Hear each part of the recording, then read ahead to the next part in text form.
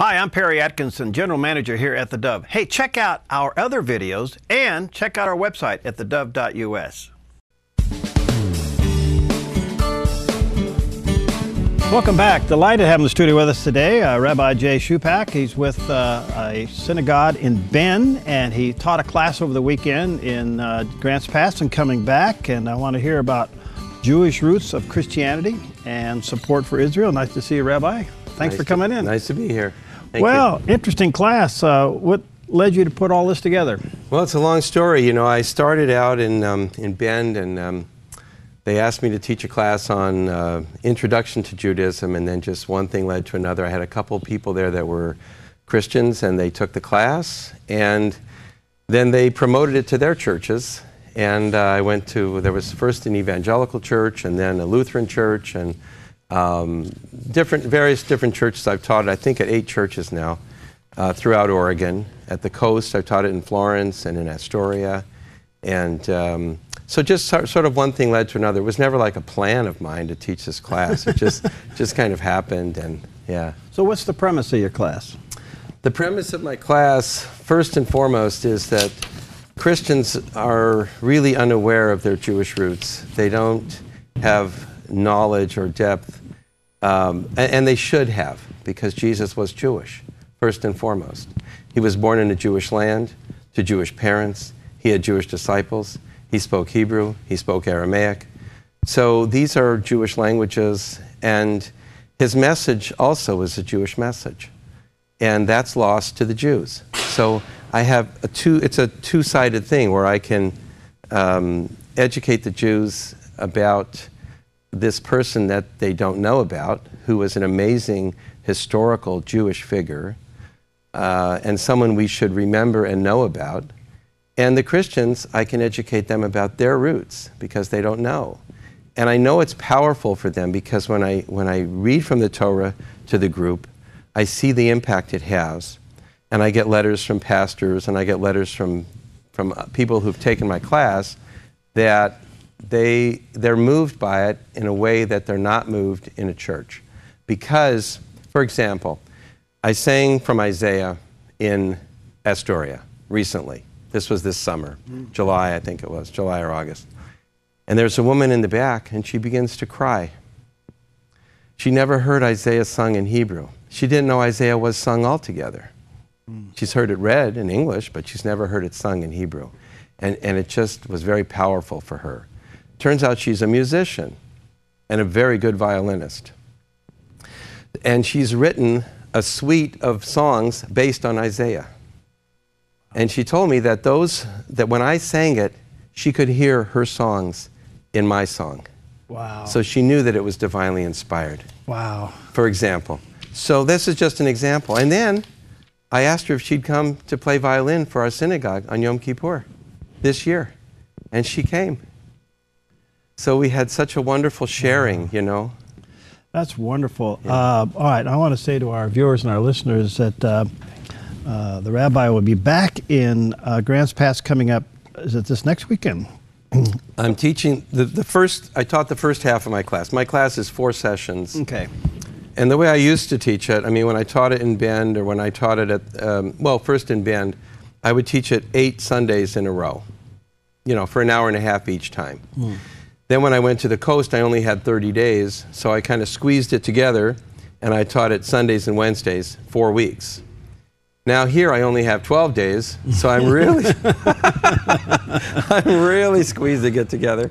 And so I do 2 sessions on Saturday, 2 sessions on Sunday, 2 weekends in a row. So we did the first 4 sessions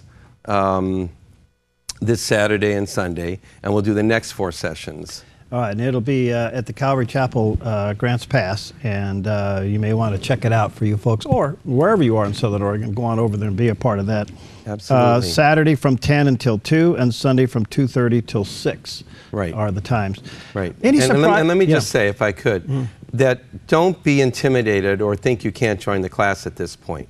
I mean, all the time, we're constantly going back and reviewing a little bit and catching people up. That's just fine. And also, it's a very lovely class, very sweet class. So, you know, just don't feel like, oh, I missed the first half, it's not worth my time. Believe me, you're going to get a whole bunch out of the second half. All right, Saturday from 10 until 2, excuse me, and this coming Sunday from 2:30 till 6 there at the Calvary Chapel in Grants Pass. Rabbi, any surprises? Are you surprised that Christians just don't make that connection? I'm really surprised. I mean, historically, if you read, I mean, even the first 5, 6 sentences of the New Testament, and I call it the Junior Testament, and of course the Old Testament I call the Senior Testament, and I get to thank Rabbi David Zaslow for that terminology. I'm just more comfortable with that terminology. We need a little credit. So because, you know, anyway, if you read the Junior Testament, the beginning of it, it's very clear how they want to make the connection back to King David and back to Abraham and so forth. And so that ties the religions together, and that ties, I mean, let's face it, for the first 8, 9, 10 decades of Christianity, almost every Christian was a Jew first, until the Bar Kokhba revolt, but that's a whole nother story. If you want to know how that works, come to my class, right? Yeah. But you know, there should be enormous knowledge, and there should be enormous connection that Christians should feel towards Judaism, because Jesus was Jewish. And to understand his message, you have to put it in a Jewish context. You have to put it in its proper historical context, and you have to put it in its proper religious context. And if you do that, you get a lot more out of it. And that's what people tell me when they take the class. How big is the Jewish community in Bend, in Central Oregon? You know, there's actually 3 smallish communities in Bend. There's our synagogue, which is unaffiliated. We're an independent Jewish community. Then there's a Reform community, and then there's Chabad, which is an ultra-Orthodox community. So, you know, altogether you have, I don't know, 150 affiliated families, and probably twice as many that are not affiliated, or more, I don't know. I mean, the people that we don't know about, we don't know about. So, how did you come in connection with Pastor Dennis and Pastor Denny? Well, you know, and Denny's been reminding me, and I love Denny, I gotta say, and I love Dennis, I love them both, they're sweet. And they come to my house for Passover. They, you know, they're beloved guests of our house at Passover time. And one day, this was maybe 12 years ago, I'm just minding my own business, and the phone rings, and it's Pastor Dennis, and he calls me up and he says, "Hi, this is Pastor Dennis." Well, hello, you know, how are you? And he says, "I'd like to meet you." And I said, "Well, you know, that's nice. What, like, what have you got in mind, you know?" So he says, "Well, I just have," when he tells the story, he says he was sitting in his office and he was reading the scriptures, and he was reading Isaiah and Amos and Micah, Jeremiah, and he realizes all these guys are Jews, but I don't know any. So he said, "I'm going to fix that." So he picked up the phone and he looked in the yellow pages. I think in those days they still had yellow pages. And he said, "I'm going to find some Jews." So he called the synagogue. I answered the phone, and you know, and we went out to lunch at the Pine Tavern, which is a lovely place to eat, and we just visited and we got to be friends. And then I invited him to the synagogue, and I didn't really give him enough warning because it was Purim. And I don't know if you know about Purim, but Purim, we go kind of crazy at Purim time, and we wear bizarre costumes, and we even get a little drunk. It's kind of a wonderful holiday. It's the holiday around Queen Esther. It's the redemption of the Jews of Persia, 4th, 5th century BC. It's a magnificent holiday. We go crazy at Purim time. And I wear normally a pink dress, and I have like this really nice this long blonde wig and so forth. And lots of jewelry too, let me tell you. So Denny shows up, or Dennis rather, Pastor Dennis shows up at the synagogue, and he didn't know what was going on, and he's wearing a 3-piece suit and a tie, and he's all decked out, you know, and he's a good-looking guy, and he's got really nice clothes, and I walk up to the door, and he looks at me, and I look at him, and he goes, oh man, I'm in the wrong place. And I go, no, you're in the right place. We're having a party. Come on in. And then ever since then, we've been really good friends. And I'll tell you something. If he doesn't come, and Pastor Dennis, I'm talking to you right now.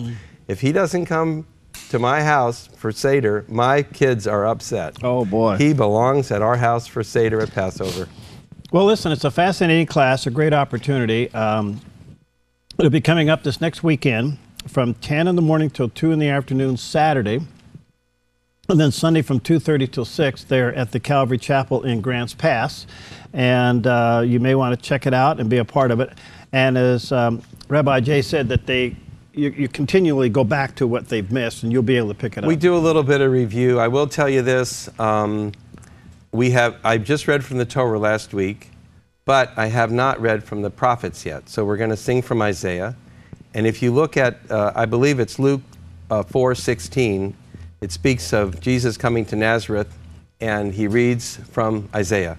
He goes to the synagogue on Saturday morning. Right. He doesn't go to church because there weren't any churches. Right. Hello? Yeah. So he goes to the synagogue, and they ask him to read from Isaiah, which is in the Jews, if there's any Jews watching, you know that's the Haftarah. So he's asked to read the Haftarah, and he reads the Haftarah. Now, he would not have been asked to read the Haftarah unless he was a knowledgeable Jew and unless he was a respected Jew. Wow.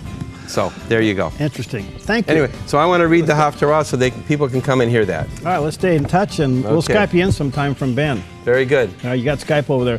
Yeah, all right, don't forget, it'll be coming up this next weekend there at Calvary Chapel in Grants Pass, Saturday from 10 to 2, Sunday from 2:30 until 6. Check it out. Thanks for coming in. We'll be right back. Thank you.